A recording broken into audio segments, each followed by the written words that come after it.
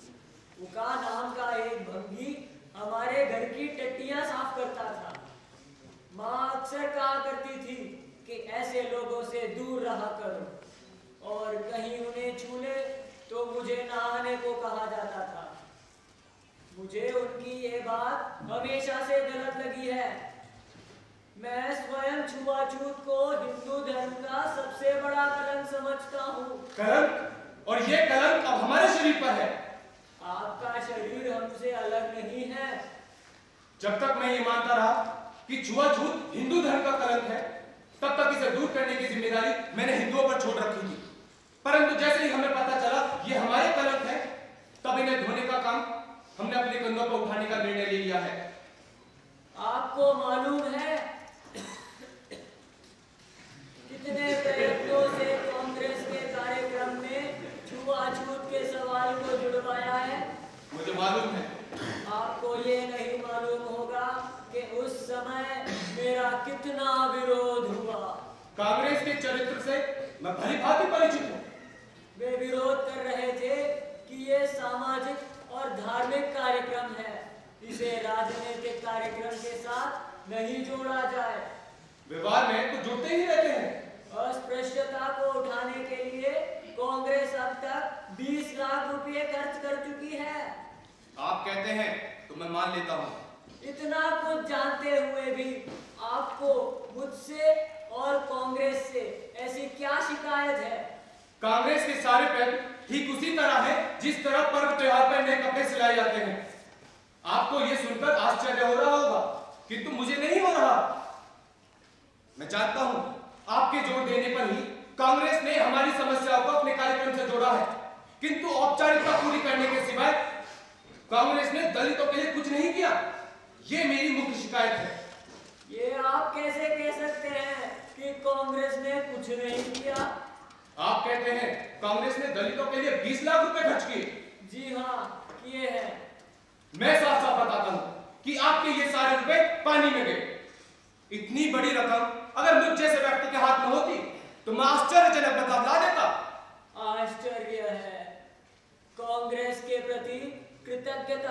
प्रकट करने के बदले आप कटु आलोचना कर रहे हैं। कांग्रेस यदि दलितों के प्रति ईमानदार होती तो जिस तरह कांग्रेस ने सदस्यता के लिए खद्दर पहनना जरूरी शर्त रखा है, उसी तरह छुआछूत को दूर करने के लिए भी तो शर्त रख सकती थी। किंतु कांग्रेस ने ऐसा नहीं किया। कांग्रेस ना तो दलितों के लिए अपने यहाँ नौकरी देते हैं, ना दलित छात्रों की सहायता करते हैं। आप कहते हैं ब्रिटिश सरकार का हृदय परिवर्तन नहीं हुआ है। मैं कहता हूं हमारी समस्याओं के प्रति सामान्य हिंदुओं का भी हृदय परिवर्तन कहां हुआ है? तो वे जब तक अपनी बात पर अड़े रहेंगे तब तक हम ना हिंदुओं पर और ना कांग्रेस पर विश्वास करेंगे। तो फिर आप किस पर करेंगे विश्वास? हम अपना काम स्वयं करने और आत्मसम्मान में विश्वास रखते हैं। हम किसी नेता या महात्मा गण में विश्वास रखने के लिए कतई राजी नहीं।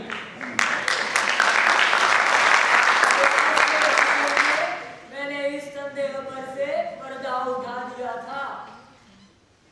बारडोली में जिन किसानों के लिए आप आकाश पाताल एक कर रहे हैं, वे किसान दलितों पर कितना जुल्म ढा रहे हैं, इस बात पर कभी गौर किया आपने?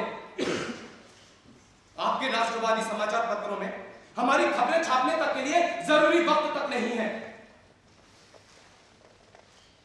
Gandhi ji, I have no homeland. क्या कहा? मेरा कोई देश नहीं है। डॉक्टर साहब, ये आप ही का देश है। आप कहते हैं ये मेरा देश है, लेकिन मैं फिर कहूंगा मेरा कोई देश नहीं है। जिस देश में कुत्ता जिस तरह की जिंदगी जीता है, उस तरह की भी जिंदगी हम नहीं जी सकते। ये कैसी विडंबना है? हमारे जानवर उस तालाब में पानी पी सकते हैं, लेकिन हमें पीने का अधिकार नहीं है। उस देश को अपना देश और उस देश के धन को अपना धन में ही क्या कोई भी इंसान मानने को तैयार नहीं होगा जिसे इंसानियत का ज्ञान हो और स्वाभिमान की तनिक भी परवाह हो। गोलमेज कॉन्फ्रेंस में मुझे आपके कार्य की रिपोर्ट मिली है। उसने आपको एक महानतम देशभक्त सिद्ध किया है। यदि मैं इस देश के लिए कुछ नहीं कर पाता हूं, तो इसका कारण मैं नहीं, सवर्ण हिंदू है। और यदि मेरे कार्यों से इस देश को कोई क्षति नहीं पहुंचती है, तो इसका श्रेय मेरी चेतना को जाता है। आपको जो कहना है दिल खोल कर कहिए। सभी जानते हैं मुसलमान और सिख राजनीतिक सामाजिक ताकत में कितना आगे हैं दलितों से। मुसलमानों ने प्रथम गोलमेज सम्मेलन में राजनीतिक मांगों को लेकर एक सिफारिश रखी थी, जिसे स्वीकृति दे दी गई। कांग्रेस ने भी सहमति जताई है। इसी सम्मेलन में हमने अपने दलित वर्ग के लिए राजनीतिक संरक्षण और समुचित प्रतिनिधित्व के लिए एक सिफारिश रखी थी। हमारी राय में ये दलित वर्ग के हित में है। आपके क्या विचार हैं? डॉक्टर साहब, मैं हिंदुओं से अछूतों के राजनीतिक अलगाव के खिलाफ हूँ। वे पूरी तरह से आत्मघाती होगा। आपके स्पष्ट विचारों के लिए धन्यवाद। कम से कम हमें पता तो चला कि हम कहां बैठे हैं। अब इजाजत चाहूंगा।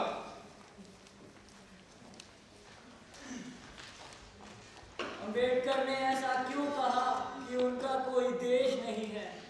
शायद महार जाति में होने के कारण कहा हो। अंबेडकर क्या महार है? हाँ, महार है।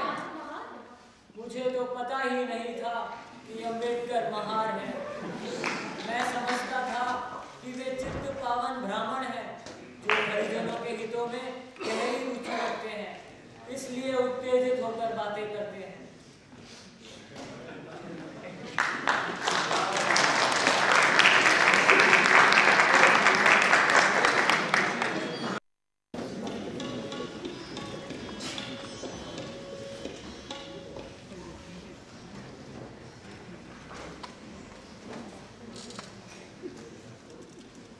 मिस्टर चेयरमैन, मैं अल्पसंख्यक वर्गों को उचित प्रतिनिधित्व देने के प्रश्न पर राजी हूँ, क्योंकि इसके कुछ ठोस ऐतिहासिक कारण हैं।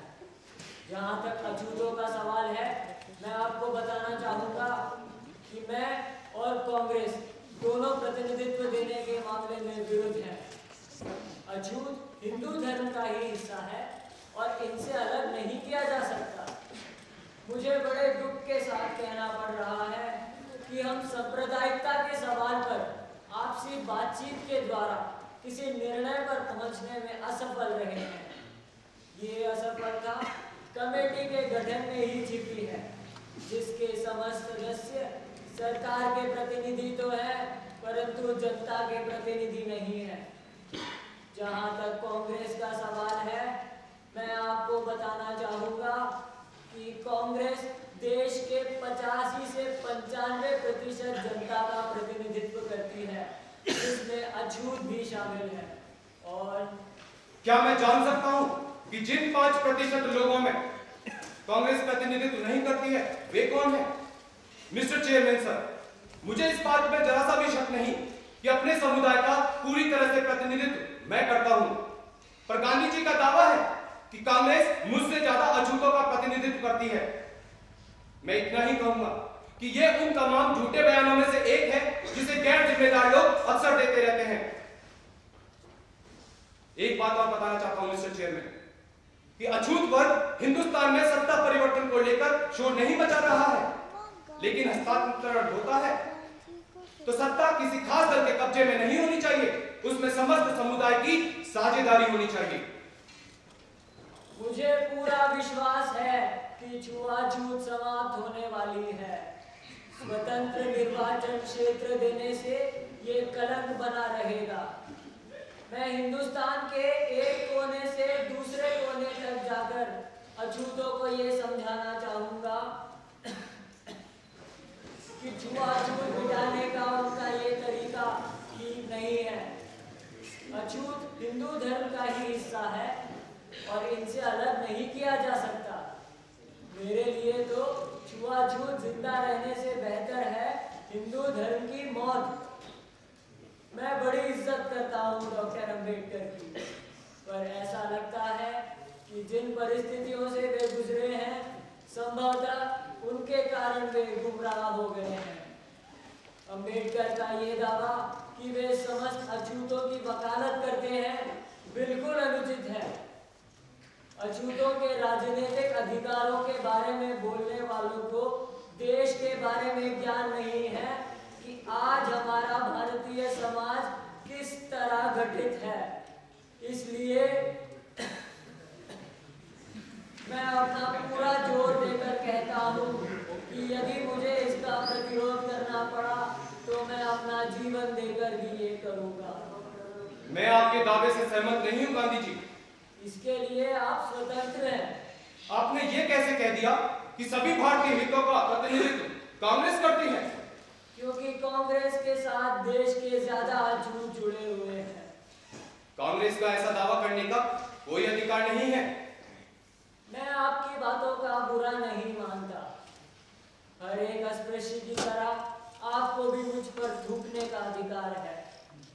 आप मुझ पर थूके तो भी मैं हंसता रहूंगा, परंतु आपको ये बताना चाहता हूँ कि आप देश के उसी भाग की तरफ से बोलते हैं जिस भाग में रहते हैं।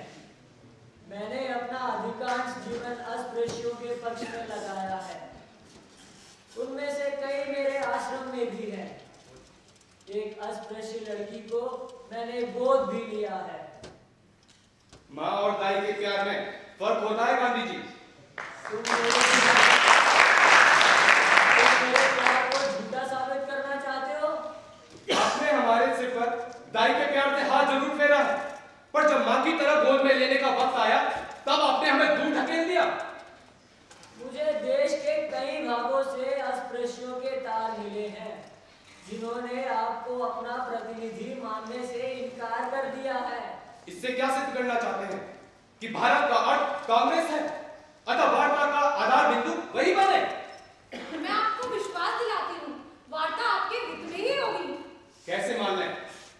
गांधी जी मुसलमानों की 14 मांगी सूत्रों को लेकर एक शर्त मुस्लिम मित्रों के सामने रख रही है कि वे अछूतों के प्रथम प्रतिनिधित्व का विरोध करें। गांधी जी नहीं चाहते हैं कि पृथक निर्वाचन मंडल होने के कारण समाज में किसी प्रकार का तनाव पड़े। आखिर गांधी जी हमारे वर्गों को राजनीतिक सुविधाओं दिलवाने के विरोधी क्यों हैं? गांधी जी नहीं चाहते कि अछूत सदा अछूत बना रहे। वे मुसलमानों और सिखों को विशेष अधिकार दिलाने के पक्ष में हैं, पर अछूत वर्ग के पक्ष में नहीं है। डॉक्टर साहब, क्या सोचा आपने? मुझे क्या सोचना है? जो सोचना है आप लोगों को सोचना है, बहुत कुछ गांधी जी को।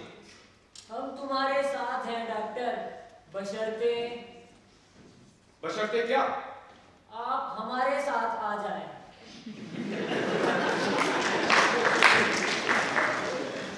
मैं आपका और आपकी कांग्रेस का समर्थन चाहता हूं, जिससे हम अलग अलग होकर भी एक लक्ष्य के लिए काम कर सकें। अलग रहकर भी? हाँ, मैं ऐसा ही मानता हूं। हम देखने में अलग जरूर हैं, लेकिन हमारा लक्ष्य एक ही है। ठीक है डॉक्टर। क्या? यदि शेष प्रतिनिधि दलित वर्गों की मांगों पर जी सहमत हो जाए तो वे भी सहमत हो जाएंगे। मैं हिंदुओं के विभाजन का पक्षधर नहीं हूं और ना कभी हो सकता हूं। मुझे इस बात की चिंता नहीं है कि अछूत लोग ईसाई हो जाए या मुसलमान, परंतु ये स्वीकार नहीं है कि प्रत्येक गांव छूत या अछूत में बढ़ जाए।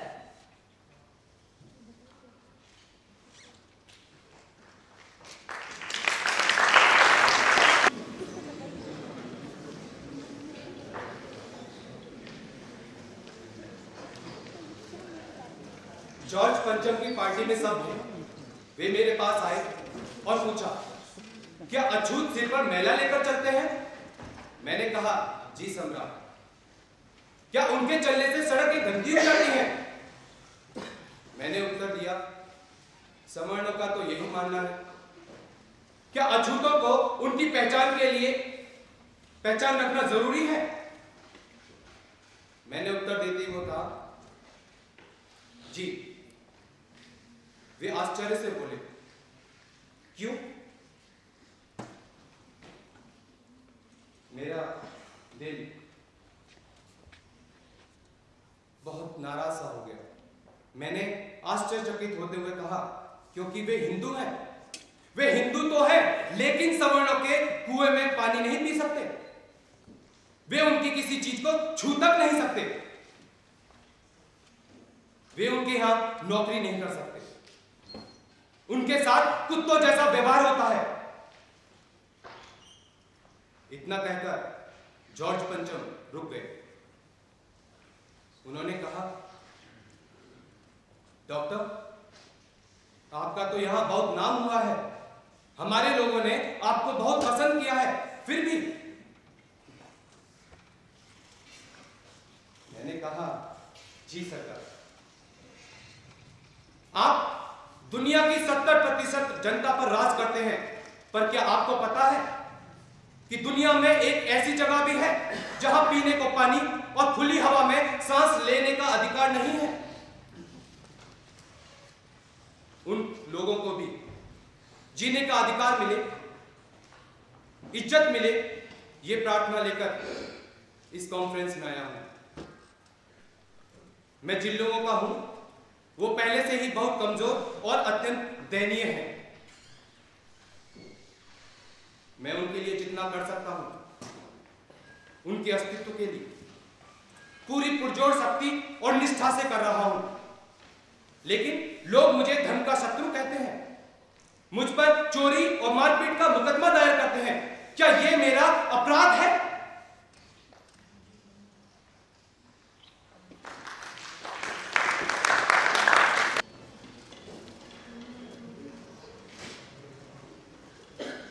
बापू, कम्युनल अवार्ड की घोषणा हो गई है। इतना प्रयास किया पर वही हुआ जो अम्बेडकर जी ने चाहा। ये तो अम्बेडकर की विजय है। किसी के जय पराजय का सवाल नहीं है। सवाल ये है कि क्या ये देश हित में है?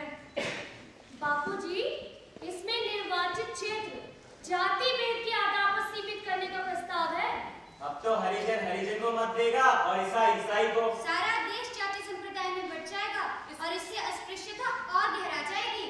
इसका परिणाम तो छुआछूत से भी ज्यादा बुरा होगा। इस व्यवस्था के बदले तो अच्छा होगा अगर हिंदू धर्म ही निर्मूल हो जाए।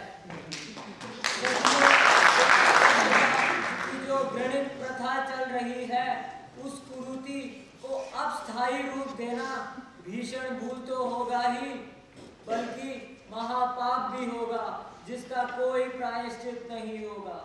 सरकार तो चाहती ही है कि लोग आपस में लड़ें। जितना लड़ेंगे फायदा सरकार को ही होगा। दो बिल्लियों के बीच फायदा हमेशा बंदर को ही होता है। मैं इसका विरोध करूंगा। बापूजी, आपके विरोध से कहीं हरिजन कांग्रेस के विरोधी ना हो जाए। यदि ऐसा हुआ तो शायद मेरा जीवन ही गलत है। प्रधानमंत्री को पत्र लिखो कि वो हिंदुओं को हरिजनों से अलग ना किया जाए। यदि आरक्षण लागू होगा तो हिंदू हरिजनों से नाराज हो जाएंगे। स्वतंत्र निर्वाचक मंडल की योजना रद्द नहीं किया तो मैं आमरण अनशन शुरू कर दूंगा। मैं हिंदुओं का विभाजन बर्दाश्त नहीं कर सकता हूँ।